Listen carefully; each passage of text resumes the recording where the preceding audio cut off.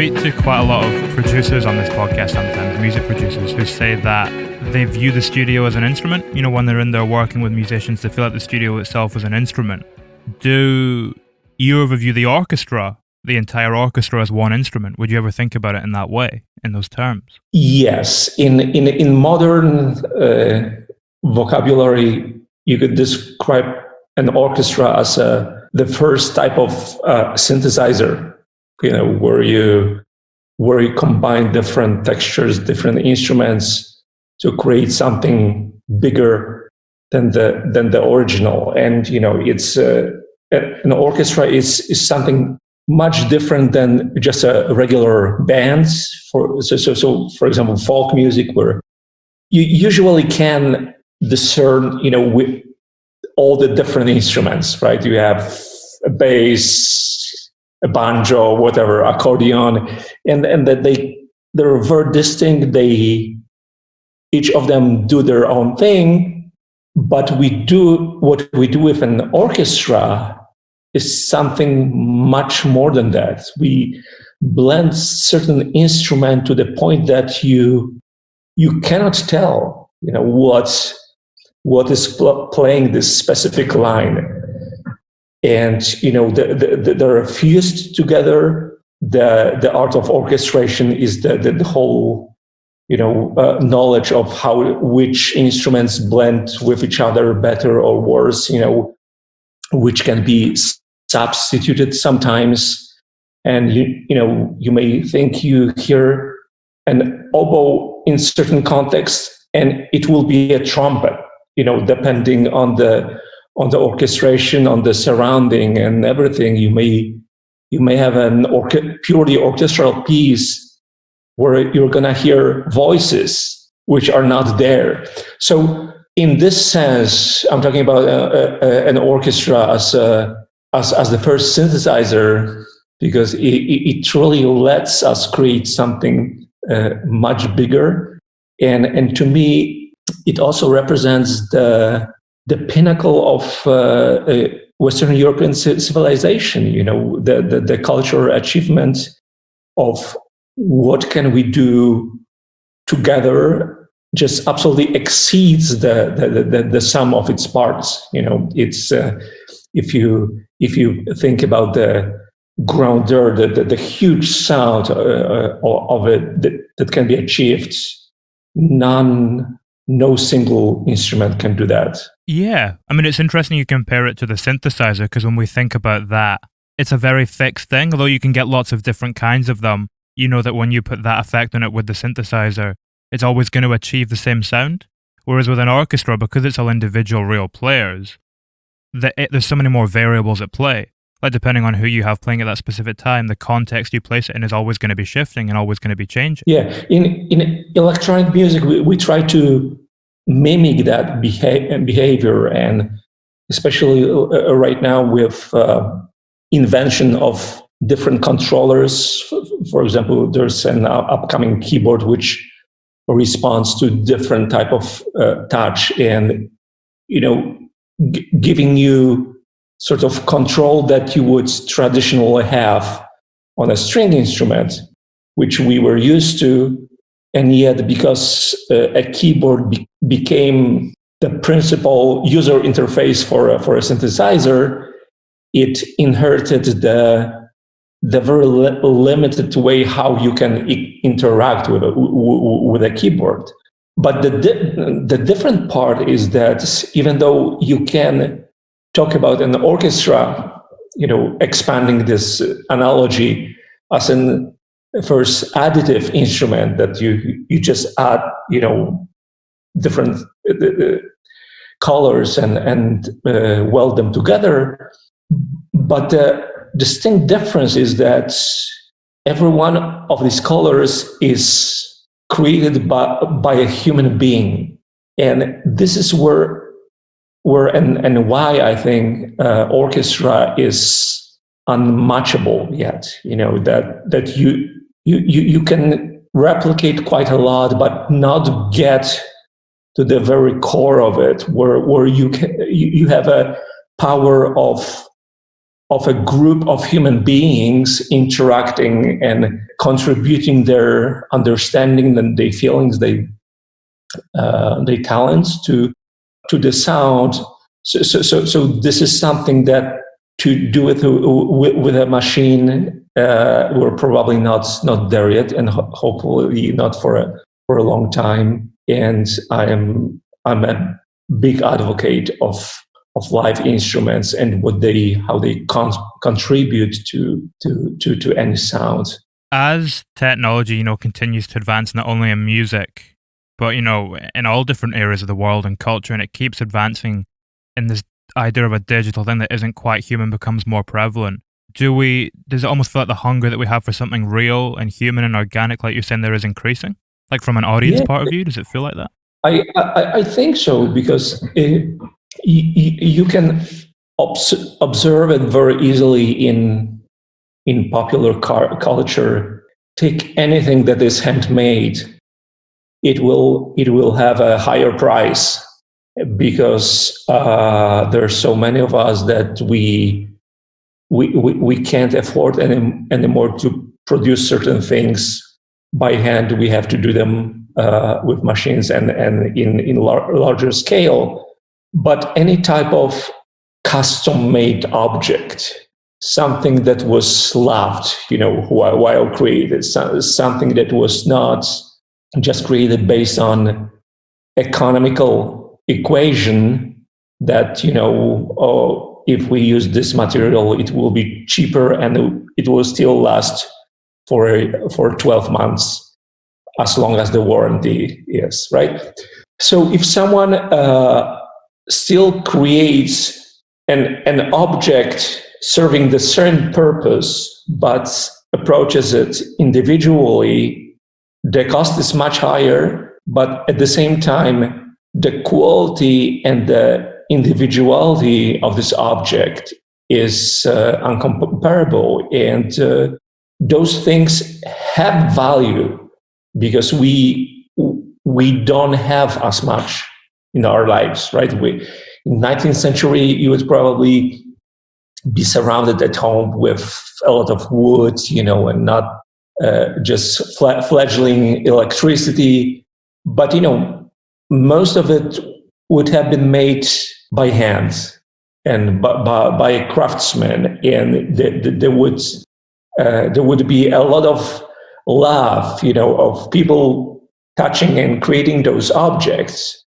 And I believe that it's a part of how we communicate with other people, also through crafts and objects we create. And we don't only talk to each other. It's not the only means of our communication, and creation is as much important for human beings. And through creation, we're also capable of transferring emotions, transferring things that are intangible, that we would need to talk about something for 10 years maybe, or instead perceive an object which someone created. For example, a work of art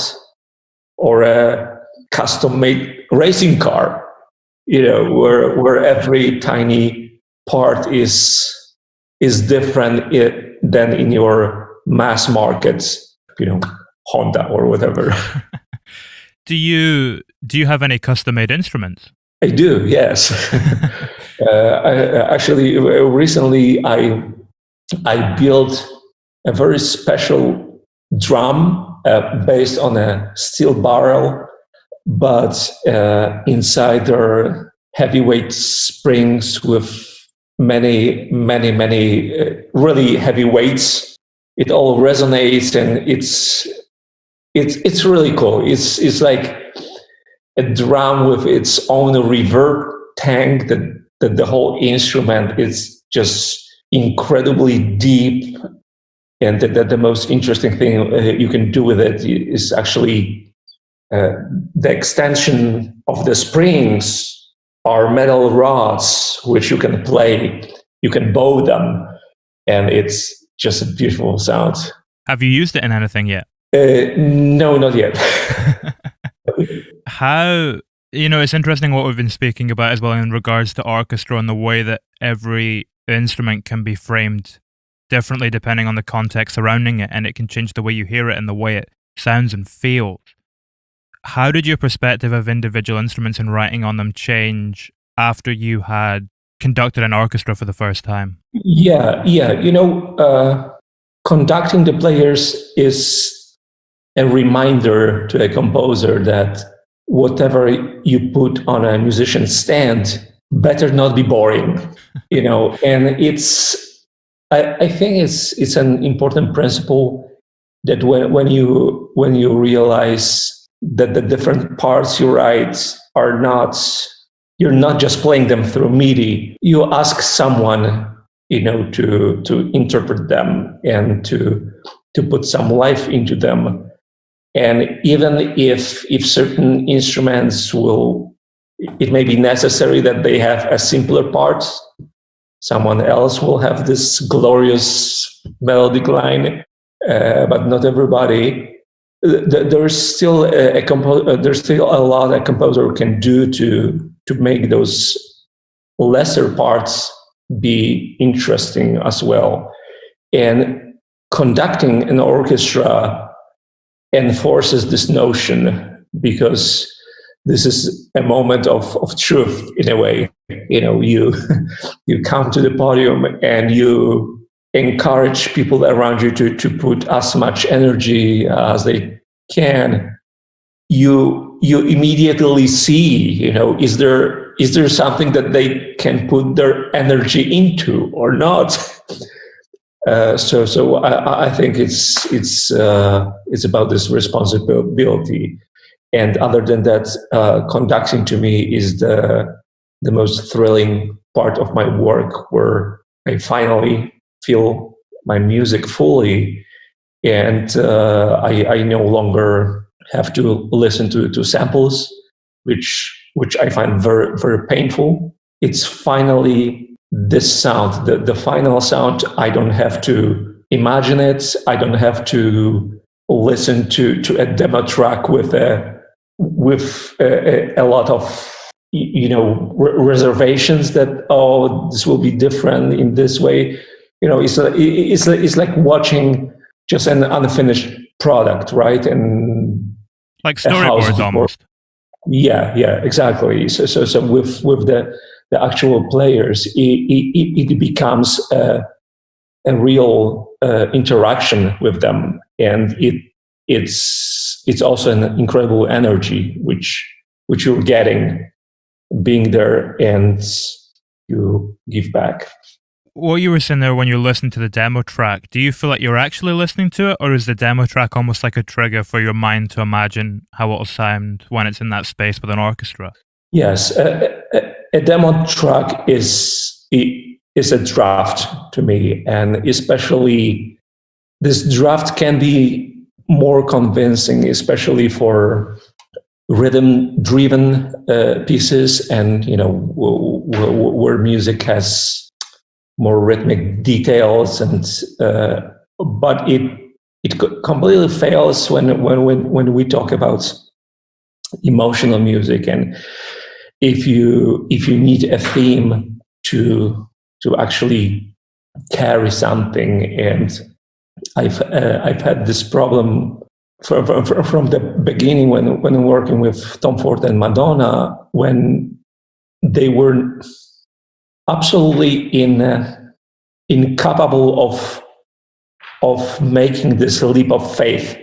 That what you're listening to is not the finished track, that it's just a mock-up, it's just a draft, because they would need to feel the thing, before approval. And especially for Madonna, which was used to doing a demo for her, was practically a fully produced track, just not the final mix, And if she wanted to have a gypsy band in the arrangements, they would just hire a gypsy band for the demo track, right? So they wouldn't just spend as much time in the studio, and it wouldn't be as polished, but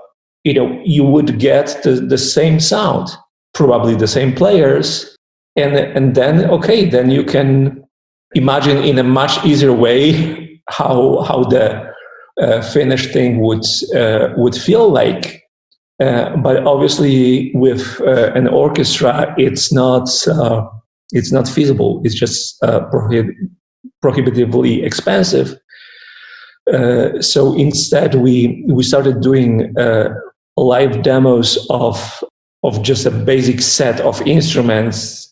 For example, 6 instruments, and maybe supplementing them just with a little of samples. Or even not, and this proved to be better than those electronic mock-ups. Do you think that was just because it was real people playing them? Was that what was changing it? Yeah. This was it. Because it's even if you have a bad recording, but you have a live player and you work on some kind of interpretation of a line, everything will feel right. The only thing that will bother you will be, maybe this is a little noisy, or maybe the high end is not there. Maybe the mic could be better, but it's not a problem in estimating the piece of music. Do I feel it or not? Right.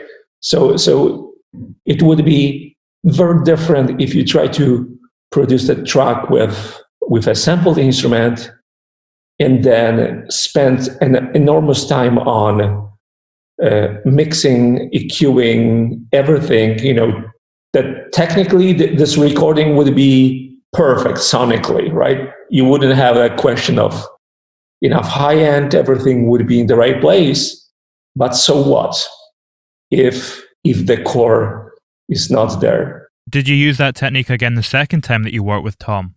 Or was the communication slightly different because you'd been through that process with him once before? Yes, I did that again. And the second time, I didn't even try to show him themes that I knew he wouldn't accept any other way. So we always had a demo, and then actually the second time we actually allocated some budget to hire a few players to do live demos. And actually with Nocturnal Animals, there's an interesting story. If you watch the film, there is a scene, the moment when they find bodies of mother and daughter, and this is a very quiet and emotional scene. And there's a very emotional piece of music as well. And when I wrote this, again, I recorded a demo before showing to Tom. And we did it with 5 players here in my home. Okay, maybe 6. But I didn't have enough mics. I had one stereo mic. Then I was moving one mono mic from a person to person, depending on who would need to be featured. So by no definition, this was a perfect recording. Just a home recording with familiar players with whom I'd worked on Penny's Dreadful. The demo had a really lovely feeling, and I showed it to Tom. He really responded well, and loved the sound and everything. The intention was always to eventually re-record that piece in London with London players and with a larger ensemble. And I remember we recorded at Air, I think. Yeah.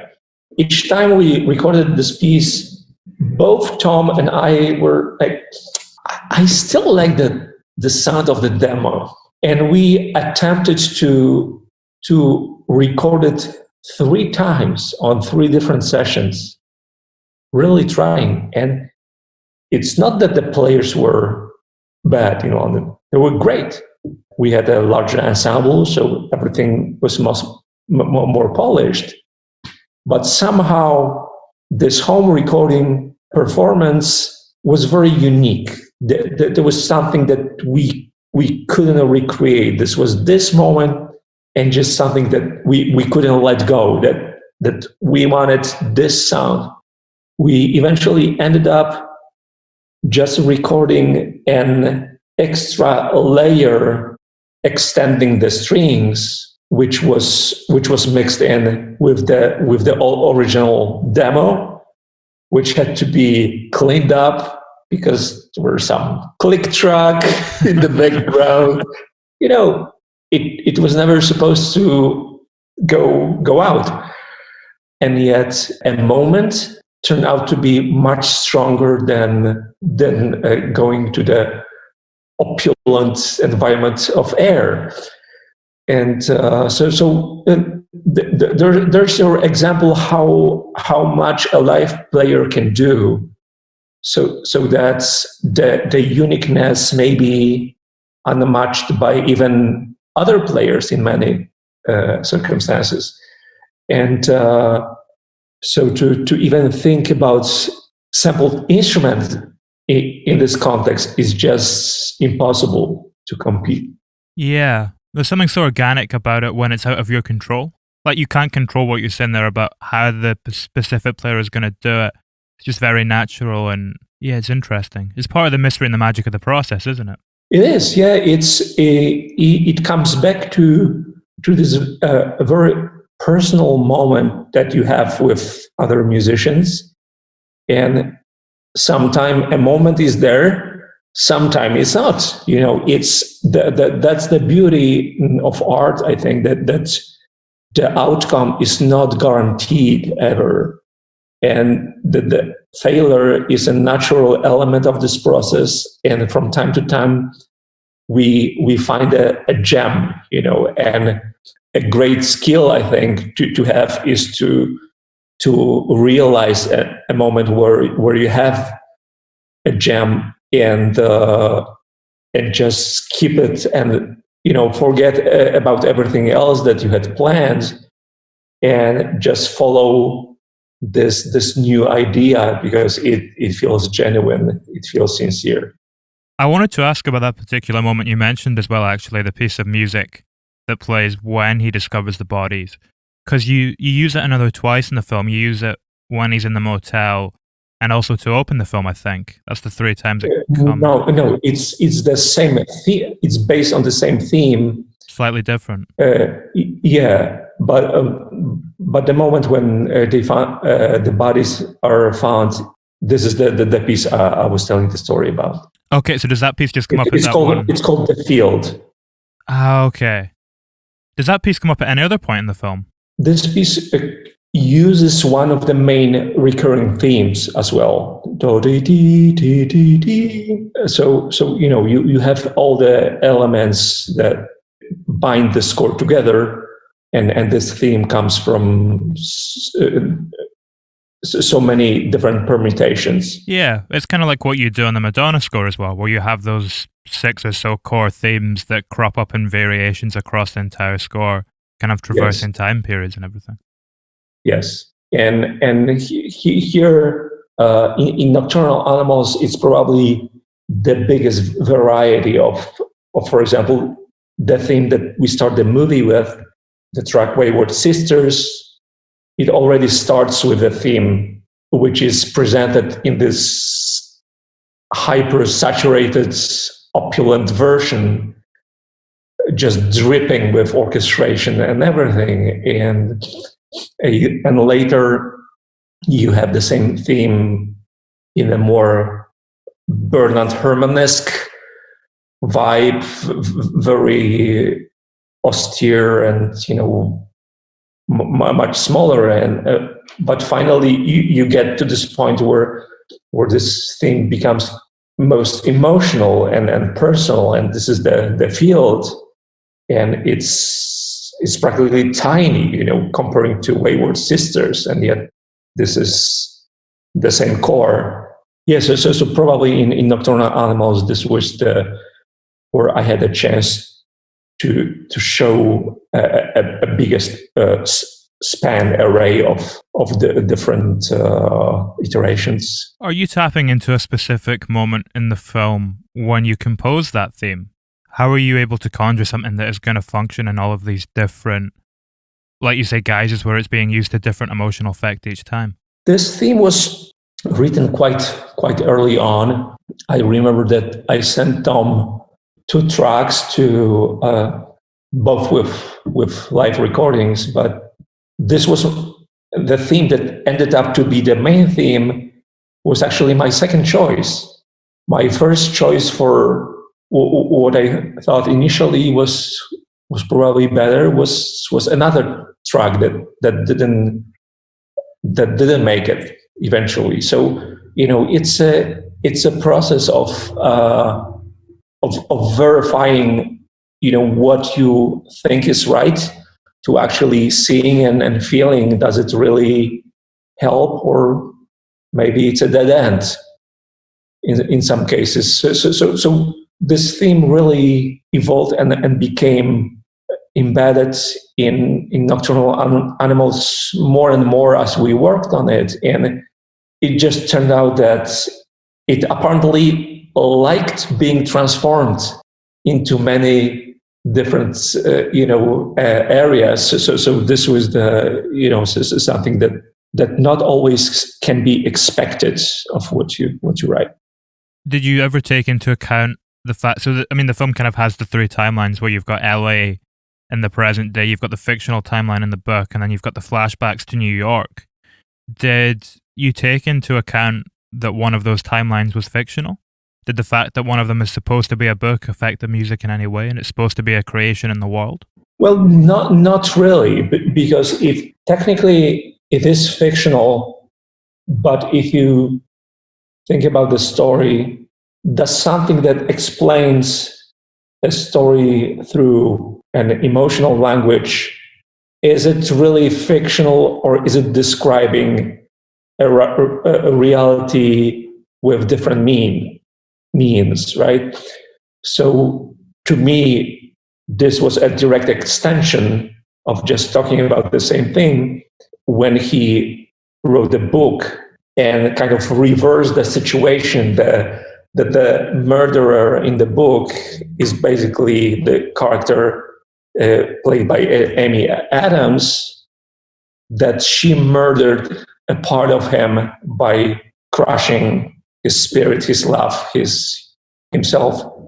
It becomes a very vivid explanation of what it means. It stops being, if you think about this, that the story described in the book follows his emotional arc. This is how he felt about certain things. At this moment, it stops being just a story, because he's talking about something as realistic as they come, and it would be harder and I think misleading to give more credence to regular words, that to regular storytelling, that, if I just described what happened in a regular way, that it would somehow make it more true.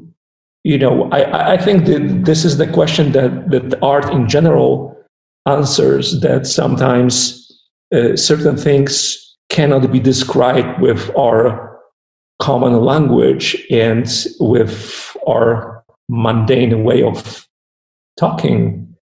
And we need another language, another means of expression to express something intangible, and I think this is what it was in the story.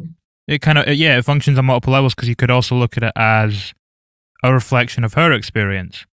With the way that you score the scenes in the novel as, so intimate, they're more reflective of her experience with how it's affecting her than what's directly occurring at that moment in the novel itself, if that makes sense. Yes.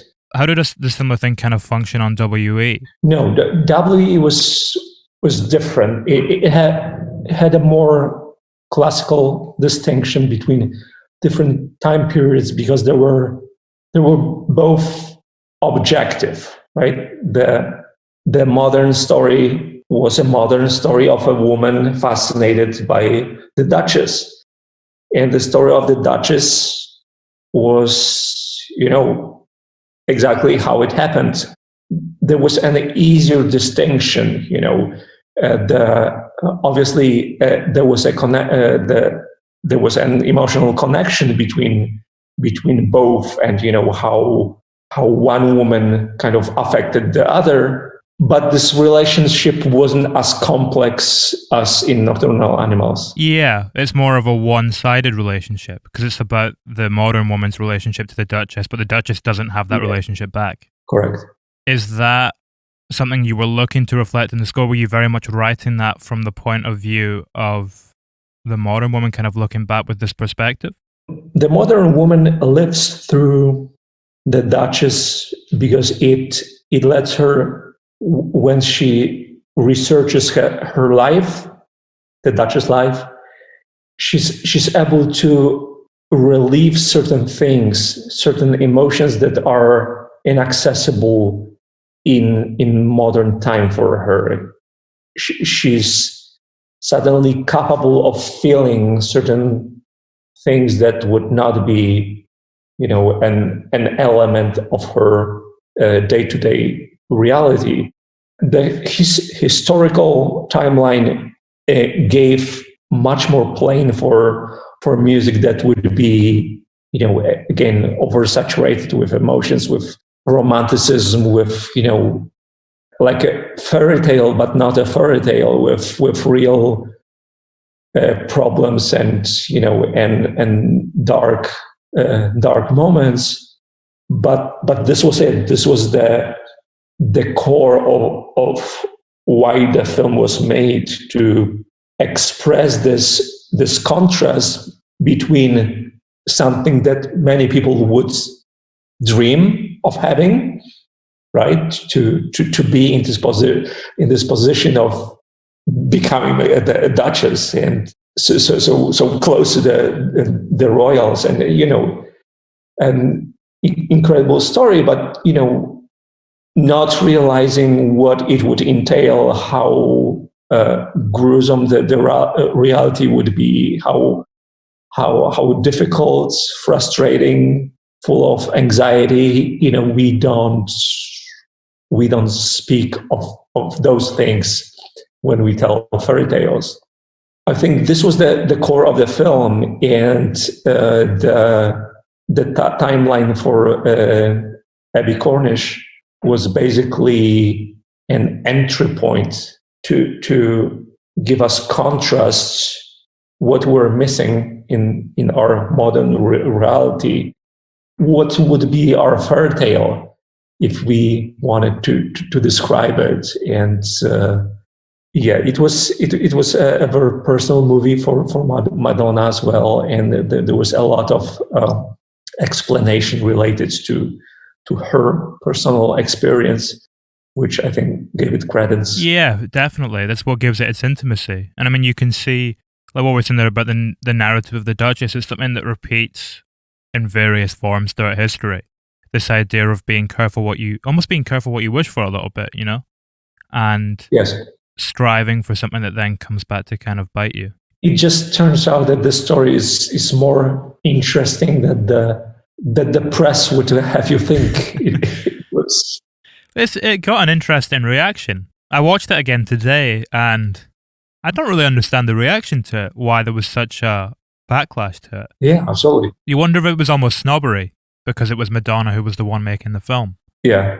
yeah, plus the Duchess with her being an American, she was a divorcee, just unthinkable. I don't have to explain it to you, obviously, but at that time it was much worse than with Meghan Harry. and Harry. Yeah. Again, like we were saying, it's manifesting itself again. The phrase you used there where you were kind of speaking about this fairy tale idea, it's interesting because it kind of brings my mind to The Nun. When we were saying fairy tale, there's a slightly heightened sense of reality and something a little bit more fantastical. Is that a different thing? I mean, I guess Penny Dreadful too, where you're approaching something that isn't quite taking place in our reality in the same way. Penny Dreadful was probably the biggest surprise of my career. I couldn't expect to find so much in scoring. I thought I would be scoring some kind of Victorian story and a horror genre. Obviously, what was most surprising were John Logan's dialogues, where it was the first time that dialogue actually inspired me to writing music, and there was so much beautiful poetry in it, especially in the creature, who being this violent Dr. Frankenstein's monster. He had this beautiful soul to different elements, and all those long conversations, which I found absolutely fascinating, when they just talked and talked, and it was bizarre, it was strange, it was dark, it was something, like exploring the areas of our humanity which were either taboo or something untouchable, and those characters would go there sort of easy, and I just found this world incredibly inspiring. I always talk about its dark beauty, like being fascinated with something that that it may kill you. You see a tornado and you would like to be in the center, even though it will kill you, or a sweet poison which just has something incredible in it, like like poisonous flowers. All those elements were in Penny Dreadful, but it was a very apt symbolism for things that we may be attracted to, which objectively may not be good for us.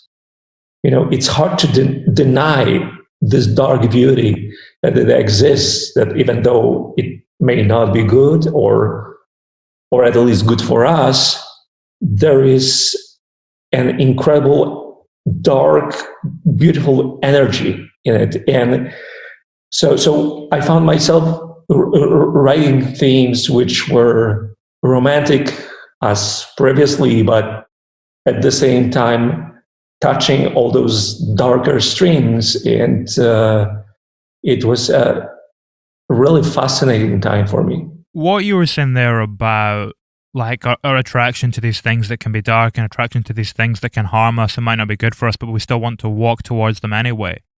When you're using that to compose a theme, are you looking for that in your own life too?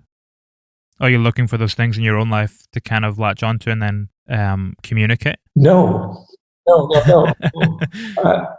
I have a very happy life personally, and this is something that I struggled for most of my artistic life, especially being born in Poland, where we, with Eastern European romantic notion of who an artist is, it usually is connected to suffering, unfulfillment, unrequited love, all those things that make you kind of broken, and through this brokenness you create your art.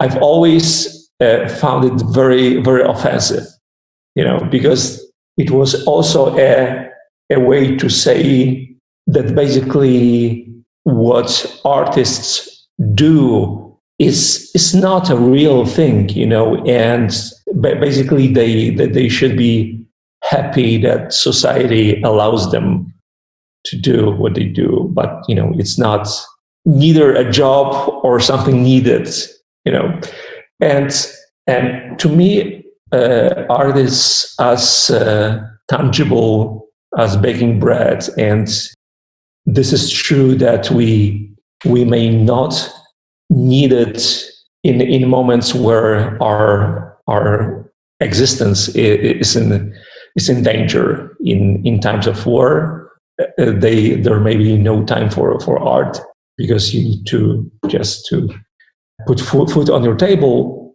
But in normal times, in times of peace, art helps us understand our world better, understand ourselves better, communicate better. I'm returning to what we've talked about. Art is another language which gives us much different and deeper understanding of certain things inside us and around us. So I always wanted to feel as an artist, to feel that I'm a part of the society, that what I do matters. The notion that an artist would need to suffer or to go through some incredible tragedy to be able to create, to me, it was always like being a heart surgeon without a heart attack. That you wouldn't be able to become a good heart surgeon because you wouldn't know about heart yourself. You wouldn't have that personal experience. Yeah, I think with what you're saying, that idea of the tragedy of the artist is true for a very small minority of people. Yeah, I think a tragedy, trauma can be a catalyst for many people, because certain things can only be expressed with art, or easier expressed with art. And if you go through trauma, you may be incapable of expressing it with normal means, right? You try to talk to somebody, and they won't really understand what you went through. Even if you tell them with normal words, you tell them your story, they will still not understand, because they won't have the same life experience. But if you create art, it may come through. So I think this is where where those two elements are attached. That again, that art lets us is an outlet for a lot of it, which normally would be just squashed inside. By no means it is the only case that you would be able to create art otherwise. You mentioned a few moments back as well that through creating art, you've learned things about yourself, and you've learned things about the world and the way that we are as people. What have you learned about yourself that has been most valuable to you in your kind of day-to-day life? Relativity. That's basically that's a lot of things that matter in society is not really that important. Creating art gave me this kind of peace of mind, that basically, as long as I'm not starving, I'm okay. Let me understand and appreciate the uniqueness of our experience. And let me elaborate on this. So imagine what in your life is a truly unique experience. For example, if you buy a car, obviously it's not a unique experience. Billions of people drive cars. Hundreds of thousands drive custom luxury cars. It's not unique.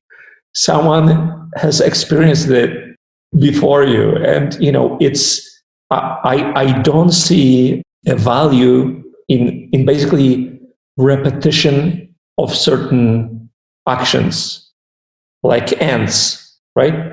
Doing the same thing, walking the same path. If you look at people like this, so what is the value in your life that you have an experience of owning a car? Let's forget for the moment about just commuting, that you needed to drive yourself to work. But there are, other things like this, having a TV, having a house, then talking with each other. How many of the things that you express during a conversation is actually original? When you think about this, 99%, what we do is we repeat something that we've heard from other sources. We're in certain community. We're basically spreading the same information over and over again. And where are those things that are unique, specific to us? They're usually in the more personal area. We're more intimate with another person when we speak, maybe not about politics, expressing just, think about this. When two people talk about politics, it's like each of them is rereading different articles, right, from different media. So I guess this is what I'm looking for, and this is what creating art taught me, to look for this uniqueness. And I think this is if we can find enough of it in our life and can appreciate it, it's more grounding. It doesn't give you a sense of pointlessness. That you go every day to an office, do a job that you don't like, for a company that you don't even care about what it does. How do you spend your life? Without, if you don't have any meaningful relationships, where is the value in you following this path? And basically not having any kind of genuine, unique interaction. This is what we talked about, the handmade objects, right? And that are hard to find these days. And it's a very similar thing. We kind of, most of what we say is kind of a stock message, or Does it make you more? Do you feel more fulfilled when you find those moments of uniqueness in your daily life? Yes, absolutely. I think this is what, again, coming back to the purpose of art, that as human beings, we live in a world that may seem very chaotic for us, and we struggle to find the reason, to find an answer why we're here, why so short, why the disease, why wars, and everything is so much chaotic, and we strive to find harmony, and we don't even know how it may feel to find harmony. How would we recognize it, the truth, or something else? And this is the moment when you may hear a piece of music and feel the harmony, and you may in this moment understand, it can be very grounding. It can give you understanding of that not everything is disjoint, pointless. That there can be true beauty in life, and by beauty I mean, again, harmony of elements. This is